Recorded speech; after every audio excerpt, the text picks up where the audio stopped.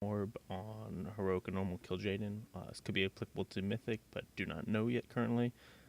After having quite a few wipes because of people fucking up mechanics and stuff, figured this video would hopefully help people understand how to handle Flame Orb if they're targeted for it.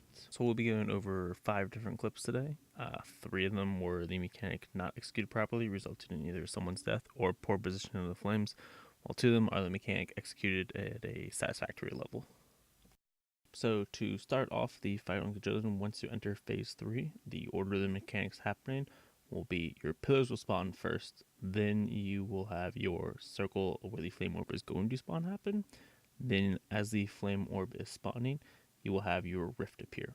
As the rift is appearing, the orb should be spawned, and then you'll need to kite the orb to the rift. As the orb pops up, you have about a 3-second count, as can be seen in the video, until the orb or until the pillars will go off and detonate.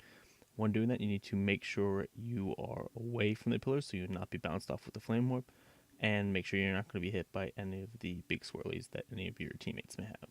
So one thing to know about the orb is the speed of the orb will increase the second it spawns. It will keep getting faster and faster and faster. Eventually it will hit you. There's no way to out movement speed increase it. So you need to move quickly, especially if you're targeted with it, as you can have it pop on top of the raid as seen in the clip just shown. So the next clip right now is of the orb spawning towards the end of the fight.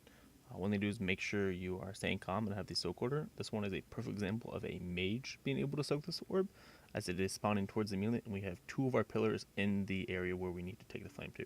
So what a mage could do is get next to the orb, double blink or single blink over into the rift, ice block, let the orb pop on you. You'll be immune from the damage of the orb and the beam going off in there, along with from the orb or the rift's damage, thus nullifying many of the mechanics at once. And so this clip right here is another perfect example of a mage being able to soak it.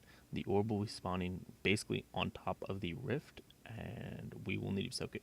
Once it happens, one of the shaman's Sunmore ends up soaking the orb, but he is resulting in his death, whereas a mage could have taken the orb, blinked into the rift, ice blocked, immune all the damage, and could have kept up the healer along with the mage. I'm not positive for the raid, but didn't happen that time. So in the next clip, it is going to be me taking a soak from an orb that is spawned. I do actually mess up in it.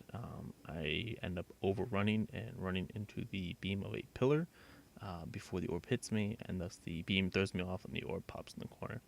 So you can see right now, I take the orb going to Ghost Wolf and I'm sprinting away. I should have stopped roughly around here so I would not get knocked off between beams, but instead I kept running, thus getting knocked off the edge and having the orb pop over there in no man's land.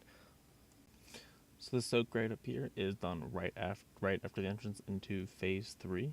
kil'jaeden had just landed and the mechanics were going out with the pillars, orb, and rift all spawned at the same time. I did call soak for this one, so it was my responsibility of kiting it out. As you can see the fight playing out right here, the obelisks are spawning, and you can see them spawn to the top right of the screen. It is all 3 of them, but I currently only see 1, and they increase in volume. At this point, I know they're all over there, because I can see that there are none over on the other side. So I was waiting for the beams to go off, and at this point, I'm just trying to put as much distance over it. I see the rifts over by blue, and my whole goal right there was to get as close to the edge, so the explosion would just slowly creep on over into blue, and we wouldn't have to worry about it. So one thing to note about the soaking is I referenced mage a lot in this. Hunters or any class with immunity such as paladins or rogues can easily handle this mechanic. It just requires a different method to it. Mages are the best due to ice block preventing movement effects. Hunters can do it also, but the one thing they need to be careful is being hit by pillars, as turtle will not prevent the knockback from it.